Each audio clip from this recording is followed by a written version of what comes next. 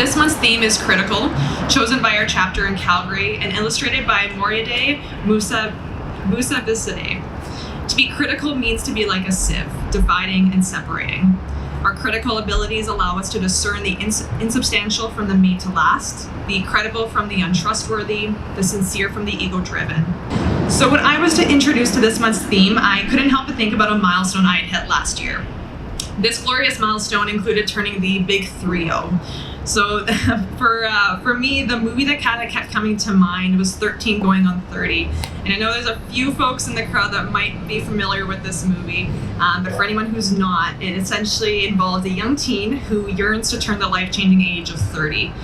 There is a classic tagline in the movie that goes 30, flirty, and thriving. It's safe to say that I was very keen to experience these, but it ended up that life had a different plan for me. I might have thrived in my parents' basement a bit, might have flirted with some self-help books, but it didn't feel like the year that everyone had actually raved about. Even though it wasn't the year I'd hoped for, it became one of the most monumental and reflective years I've had in a very long time. In May of 2021, my life turned upside down just a few times.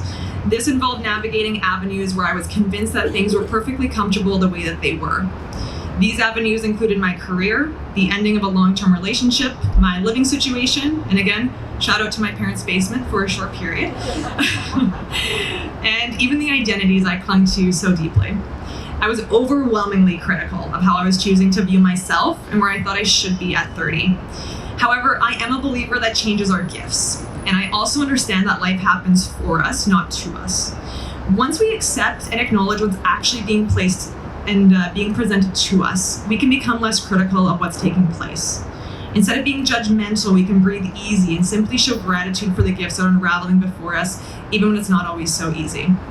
For me, growth is critical, and choosing to run into what might be is certainly more exciting than what once was.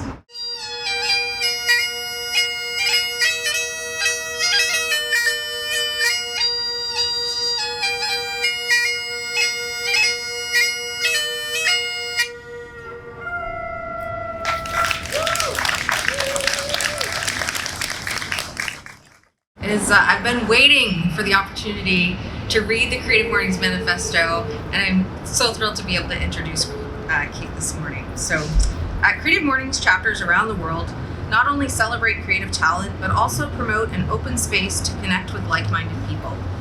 Creative Mornings is guided by a powerful manifesto, which we read at every event. So here's the manifesto. Everyone is creative. A creative life requires bravery and action, honesty, and hard work.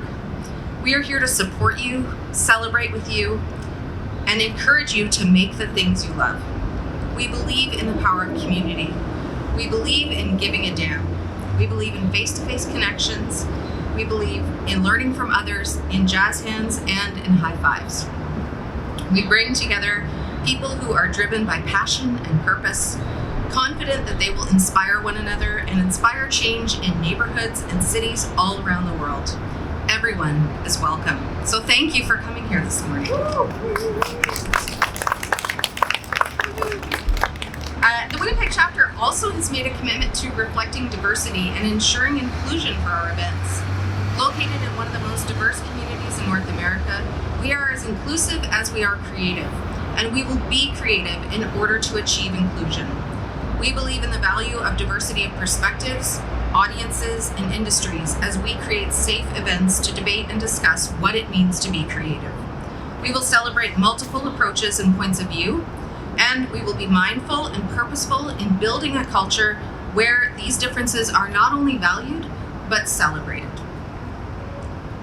So I'm now very pleased to introduce our speaker for today, Cate Friesen.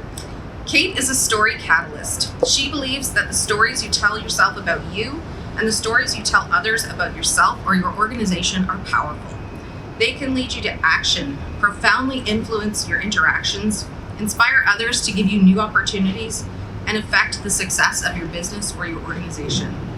Cate is a trainer, a certified workshop facilitator and coach, and she works with story from the inside out. She teaches her clients story skills so they can discover and tell their own stories of impact. Cate has been a songwriter and a performer, a documentary maker, and worked in news and current affairs. And now she's the driving force behind The Story Source. She works with entrepreneurs and leaders, board of directors, spokespersons, and advocates, exploring ways to use story to engage teams, articulate strong calls to action, become better at selling their products, or inspiring others to make a change. Cate is also one of my closest confidants. She's a realist and she's also a dreamer. She's creative and she's kind. Cate blows me away with her big heart, her passion for learning, and her commitment to making big changes that make the world a better place. And I'm so excited that she's here today.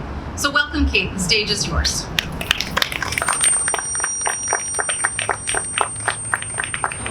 So, look around you. We're gathering. And I don't know about you, but I don't take it for granted the way I did before the pandemic. And I swore I would never take it for granted again. Okay, and I have. So here we are in the thick of it. You're probably back to meetings, to finding parking, to getting on a staff meeting online or in person, gathering with family again. And whether you're hosting, leading, or responding to an invitation, you've probably been in a gathering already where your inside voice is screaming, what am I doing here? Why was I invited? Can I go home and watch Netflix or answer my emails even? And it's not just staff meetings. So what really happened at that annual family gathering? The burgers were good, the cake was yummy, you talked to your cousin, but it seems like the meaning making just wasn't there. So what if we took those regular occasions, the staff meetings, the birthday parties, the farewells, the September launches, and said, hey, these are critical. Oh, and the classrooms too. Because if we can't really connect in these gatherings, how can we make it happen when the stakes are higher? Or to put it another way, these commonplace gatherings are the building blocks of our community. So I love the Creative Morning Manifesto. It was just read. We bring people together who are driven by passion and purpose, confident that they'll inspire one another and inspire change in neighborhoods and cities around the world. That's you, because you came here. Most of you came here on your own volition, except maybe my husband. So today, I'm inviting you to identify opportunities for meaningful connection that are often right under your nose. The regulars, the birthdays, holidays, send-offs, staff meetings, board meetings, classrooms, to break up those routine events and add some spark and intention so that, two very important words, so that there are more possibilities to make meaningful, impactful questions, so that we inspire each other and inspire change. So a couple of words that I'm going to use a lot. The gathering. We're gathering right now. A gathering is people getting together in real time, whether online or in person, with an intention. It has a beginning, middle, and an end, just like story. And there's a potential for something to change. To move an event into something that's really in the realm of gathering is about finding the spark. A purpose with some fire to propel it. It's the why behind the what it is that you're inviting people to do when you're together. I call that a fiery purpose. The purpose tells you why it matters, and making it fire reminds you why it is critical. So I don't need to define purpose, you know that one, but a definition of fiery includes consisting of or marked by fire, flammable, full of emotion and spirit. And that's what you want to bring in. So, I'm going to start the challenge to you right now. Start thinking about an occasion you have coming up. It could be a family dinner, a back-to-school party, the first staff meeting after summer holidays, an AGM you need to organize. And just to say, this is not going to be about overhauling the whole occasion. It's about looking at how you can add a bit more spark. The two stories I'm going to tell. So this first one is I took over chairing a board. Reluctantly, but the past chair said, it's really not that hard, and she told me what the responsibility is for, and then she gave me a copy of the agenda and said, basically we do the same thing every month. Just send this agenda out. And I did. I did it for 2 months, and it was online. I bored myself silly.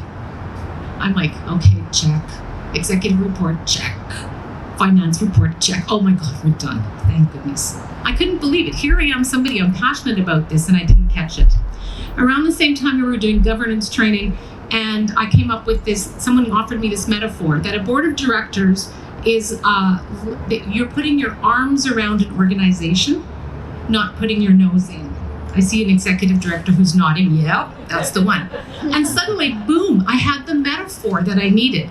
If I was going to put my arms, if we were going to put our arms around the organization, we didn't just need to know about the organization's business. We needed to know each other, because we were going to have to make some decisions along the road, and we have, that were difficult. So I changed up the beginning of the meeting, and we got to know each other for the first 10, 15 minutes, and it took the board a little while to trust that those 10, 15 minutes actually made all the other work go faster. And yes, we hit a hard decision, and yes, we were able to hold each other's hands, put our arms around the organization. So think a bit about a metaphor that might spark your gathering. And for this gathering here, I made a picture. Can you see that? I know it's not very big. This is my slide. It's a series of constellations. We're not a web because we don't meet together every time. Like a web might be a team metaphor. But what I was imagining is that we are a series of constellations. Some of you know each other, some of you don't. So there might be a Big Dipper over there, and there may be Orion's Belt over here. But what happens at these gatherings is maybe new constellations are made. And that gave me a sense of how I could spark the gathering. So take out your pens and start doodling a little bit. Think about what picture your gathering could be. I've got a talented artist.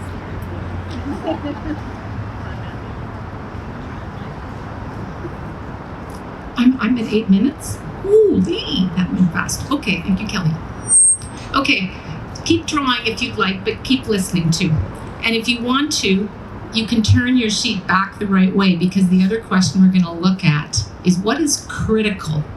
Why are we gathering anyway? And I want to tell you about a farewell party. And I still actually kind of get choked up when I think about this. So, I'm a mom, and it was a farewell party for our youngest son. Okay, I didn't think I was going to get that choked up. Anyways, I had the farmer sausage, the buns, the booze. We'd invited friends. We invited the kids of the friends. And we were saying goodbye to my youngest. And I was exactly like this. I was probably weeping as I put out the farmer sausage.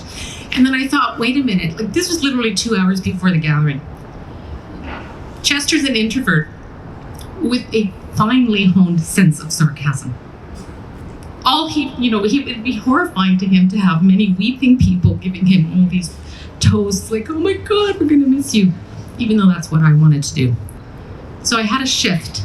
My metaphor. I had to shift what was critical. So I changed it from a farewell to a launch. And I'm not talking about a launch out of a cannon, but more like lifting him up, but not looking too hard at him at the same time. So I had my metaphor and I had my answer. What was critical was to mark his journey and to make it memorable and send him off. So I invited people to tell stories about their first apartment, because he was going to live on his own in his first apartment. And it was fun, and we laughed. I might have been crying already, but mostly we were laughing. And a few bits of advice thrown in, like, if you don't be an asshole, maybe you'll get to stay in that place. Or when you play your music loud, wear a bathrobe with a belt, because when the neighbor knocks on the door, you may need that.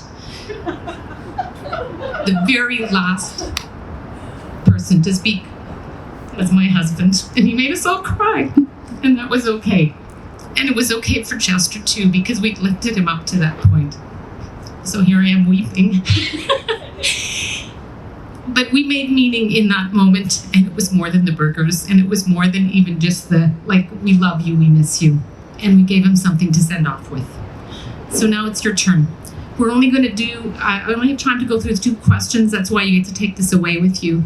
And I'm going to give you a whole 3 minutes, I know, so generous, to work on your own, by yourself. I want you to take either the questions, the one at the top or the one at the bottom. So the 2 ones we went over, either the metaphor or what's critical. And I want you to brainstorm a little bit for 3 minutes about that occasion that you chose.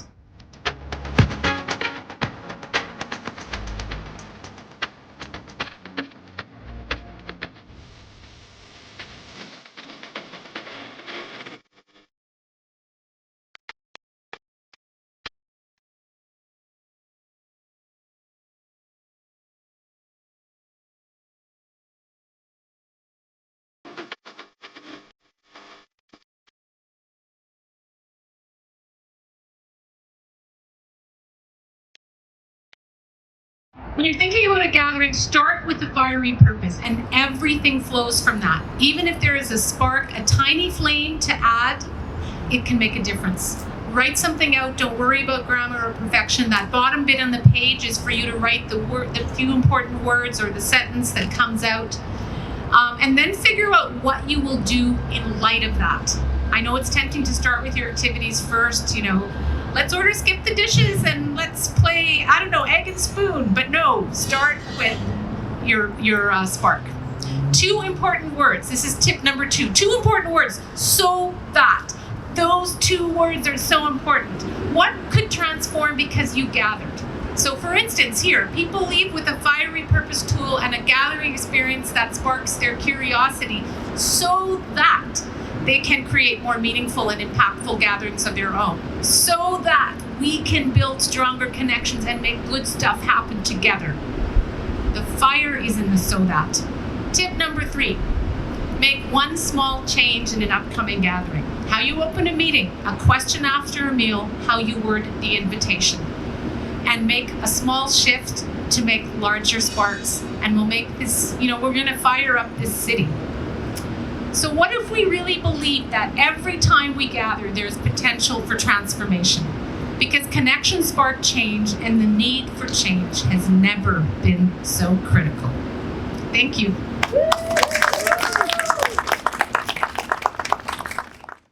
So again, thank you all, everyone, for coming out to our first outdoor event today and for asking some great questions and taking some time to kind of kickstart your Friday with us at Creative Mornings Winnipeg. I sincerely hope you all leave energized and enthusiastic and just inspired going into the new weekend. And next time we see you will be a whole new season. So we look forward to seeing you during that time as well.